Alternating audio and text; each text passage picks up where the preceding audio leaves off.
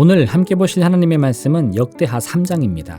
말씀 봉독은 1절과 2절 하겠습니다.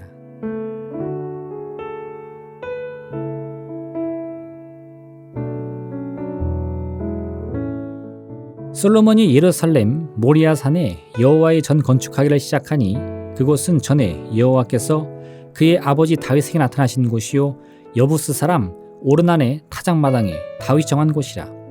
솔로몬이 왕위에 오른 지 넷째 해 둘째 달 둘째 날 건축을 시작하였더라. 아멘.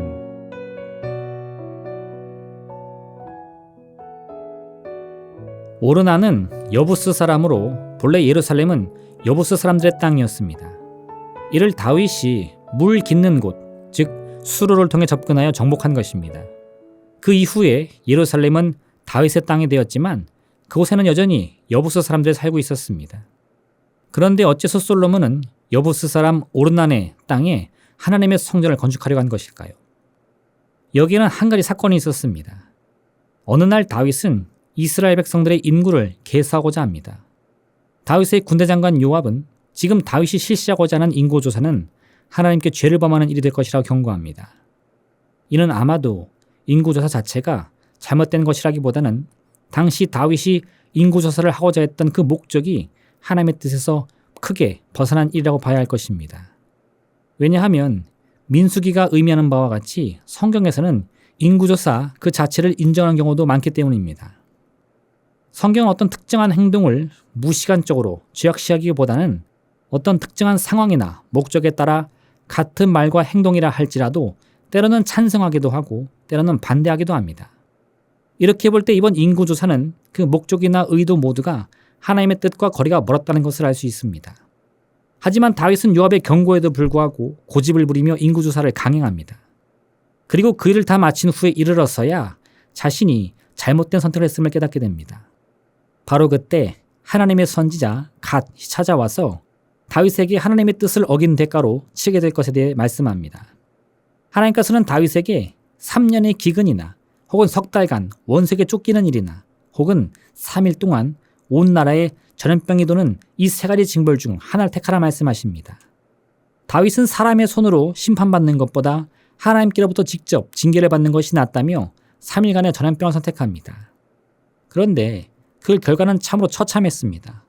3일이 다 차기도 전에 이미 전염병으로 7만 명에 이르는 사람이 목숨을 잃었습니다. 다윗은 급히 하나님께 기도하며 자비와 긍휼을 구하는데 그 순간 하나님의 사자가 여부스 사람 오르난의 타작마당에 서서 하나님의 심판을 막 실행하고자 하고 있었습니다. 다윗은 다시 한번 간곡한 말로 하나님의 자비를 구합니다. 그리고 하나님께서는 뜻을 돌이키사 전염병을 거두시는데 이때 하나님의 사자가 다윗을 향해서 자신이 서 있었던 곳, 그 오르난의 타작마당에 제단을 쌓고 하나님께 제사를 드리라 말합니다. 이에 다윗은 오르난을 찾아가서는 상당한 값을 치르고 그 땅은 물론 제사에 필요한 모든 물품들을 다 직접 구입한 후에 제단을 쌓아 하나님께 번제를 드립니다. 이에 솔로몬은 여부스 사람 오르난으로부터 아버지 다윗이 값을 치르고 구입한 그 땅에 하나님의 성전을 건축하기로 결정한 것입니다. 그런데 이때 다윗이 오르난에게서 땅을 구입하는 장면을 보면 처음에 오르난은 다윗에게 땅과 번제에 쓸 모든 물품을 자신이 제공하겠다고 제안합니다. 다윗은 오르난의 제안을 정중하게 거절하며 하나님께 드릴 제사에 드는 모든 비용을 자신이 지불할 것이라고 말합니다. 다윗 왕이 오르난에게 이르되 그렇지 아니하다. 내가 반드시 상당한 값으로 사리라. 내가 여호와께 드리려고 내 물건을 빼앗지 아니하겠고 값 없이는 번제를 드리지도 아니하리라 하니라.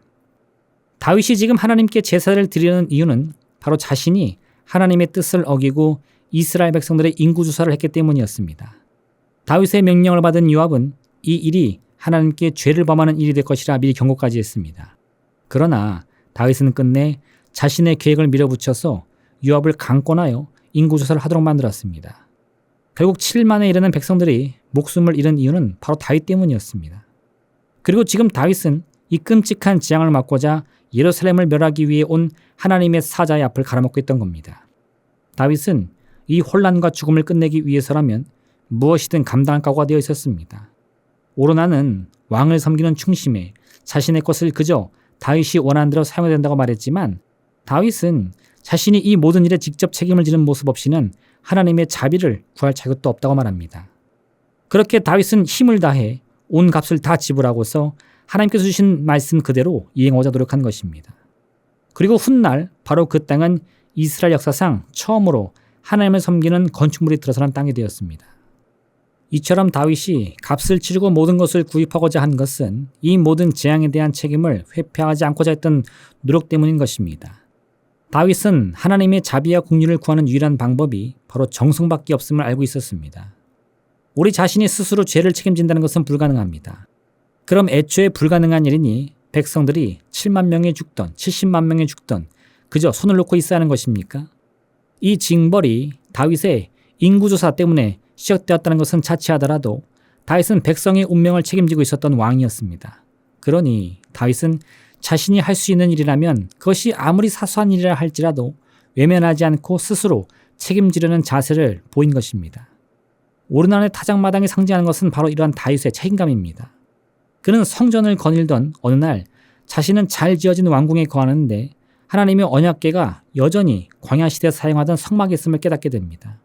다윗은 즉시 선지자 나단을 불러서는 하나님의 언약궤를 옮기고 또한 백성들이 하나님께 예배를 드릴 수 있는 성전을 건축하겠다고 말합니다.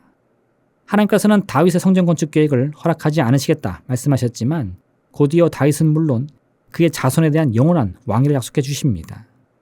할 수 있는 일에 최선을 다하는 것은 너무 당연하지만 때로 우리는 할 수 없음을 알면서도 도전을 멈추지 말아야 할 때가 있습니다. 죄를 책임지는 일이나 수많은 생명의 피를 묻힌 손으로 하나님의 성전을 건축하는 일은 결코 할 수 없는 일에 속하는 것이지만 그렇다고 해서 마치 강 건너 불구경을 하듯 자포자기한 심정으로 바라보고만 있어서는 안 되는 것입니다. 예수님께서는 우리에게 무엇이든 구하고 찾고 두려라 말씀하십니다. 무엇이 옳고 그른 것인지 혹은 무엇을 할 수 있고 무엇을 할 수 없는지 그것은 하나님이 결정하십니다. 불가능한 일이라 생각되더라도 하나님께 구하고 찾고 두드린 후에 응답이 주어지기 전까지 쉽게 포기해서는 안 됩니다. 비록 내 생각과 같이 우리 스스로 감당할 수 없다는 결론이 내려진 이후에도 하나님께서는 우리의 의지와 노력과 정성을 반드시 기억해 주십니다. 오늘 하루 이와 같은 하나님의 자비와 긍휼을 누리는 복된 시간 되시기를 부탁드립니다. 기도하겠습니다. 사랑의 하나님 아버지, 참으로 우리의 한계 앞에서 우리는 때로 두려워하며 절망합니다. 그러나 다시 한번 믿음을 가지고 도전할 수 있도록 용기를 허락하여 주옵소서. 비록 할 수 없다 할지라도, 할 수 있는 능력이 없다 할지라도 오직 믿음으로 주 앞에 구하고 찾고 두드려 간구하게 도와주시옵소서. 우리의 힘쓴 이 기도와 간구로 인하여서 하나님의 응답이 반드시 우리에게 임할 줄로 믿습니다. 오늘 하루 그 같은 하나님의 은혜와 자비를 누리는 복된 시간 되게 허락하여 주옵소서. 예수님의 이름으로 기도합니다. 아멘. 하늘에 계신 우리 아버지, 아버지의 이름을 거룩하게 하시며 아버지의 나라가 오게 하시며 아버지의 뜻이 하늘에서와 같이 땅에서도 이루어지게 하소서. 오늘 우리에게 일용할 양식을 주시고 우리가 우리에게 잘못한 사람을 용서하여 준 것 같이 우리 죄를 용서하여 주시고 우리를 시험에 빠지지 않게 하시고 악에서 구하소서. 나라와 권능과 영광이 영원히 아버지의 것입니다. 아멘.